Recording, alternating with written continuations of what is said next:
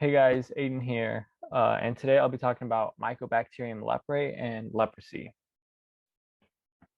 So this pathogen belongs to the domain bacteria, and it is of course a prokaryote. It is also non-spore forming. It is non-motile, and it's an obligate aerobe, which means that it requires the presence of oxygen for it to survive. Okay, so this story begins on a tropical farm. And the reason it's tropical is significant as this is the climate in which this bacteria best survives.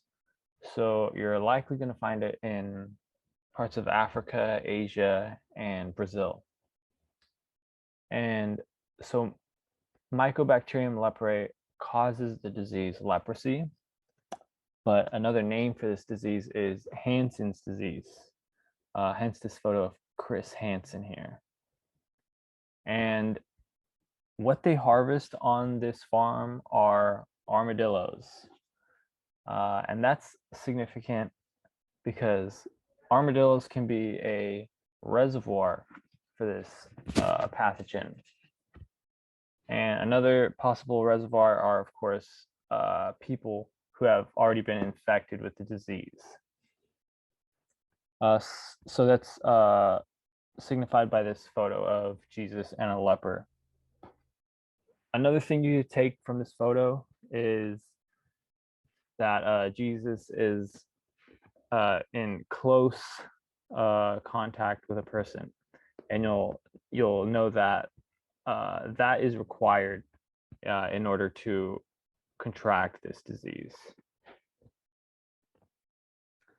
Okay, so if you know anything about Chris Hansen, you'll know that he goes after these creepy guys, usually over the age of 30. And these guys typically are predators who go after children between the age of 5 and 15. And that's important because these are the age ranges of individuals who are most susceptible to contracting this disease. Other individuals who may get this are the immunocompromised. For example, that can include chemotherapy patients, as well as individuals who have contracted HIV. And so this guy who's been caught by Chris Hansen, he's going to be going to jail, possibly up to 20 years. And that just so happens to be the the possible incubation period for this disease. It could be up to 20 years, not necessarily 20 years, but up to that. And so this guy, upon finding that he's going to be going to jail for 20 years, he gets pretty nervous. And from that, you can remember that this disease attacks the nervous tissue within the body. It also attacks the epithelium of individuals as well as their mucous membranes. Okay, so some of the notable symptoms that one can obtain from having this disease include blindness, as well as paralysis due to the damaged nervous tissue. And then you'll see this very characteristic lesions, typically on places like the face. You'll find them on the ears, above the eyebrow is very typical. And then you could see this woman, she had to have her fingers amputated. That's very common among individuals who contract this disease because they often lose sensation due to the nerve damage, and they're very susceptible to cuts and abrasions, which can lead to infection, and amputation might become necessary because of that. And you can see on this individual, he has a collapsed nasal septum as well as damaged eyes.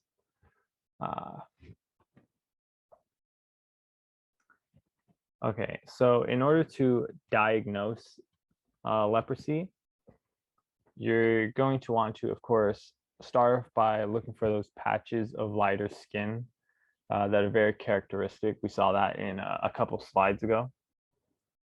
And then after that, you're going to want to start with a biopsy of those skin lesions. And with that, you're going to do a PCR test.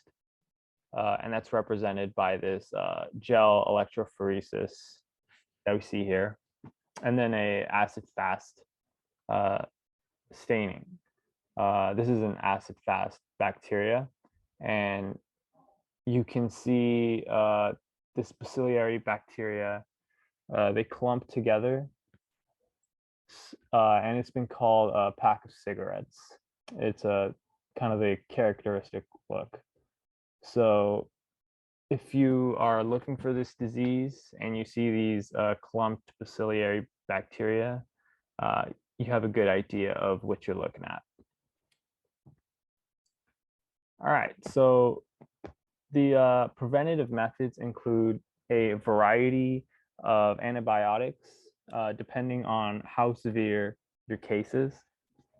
So a less severe case, they call that single lesion paucibacillary, and that's going to include a single dose of rifampin, ofloxacin, and minocycline. And you can use the acronym ROM to remember that.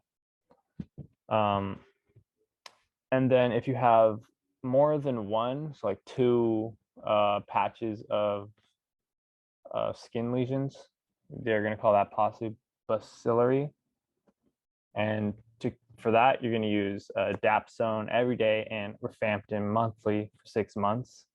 Notice we're still using rifampin for this case.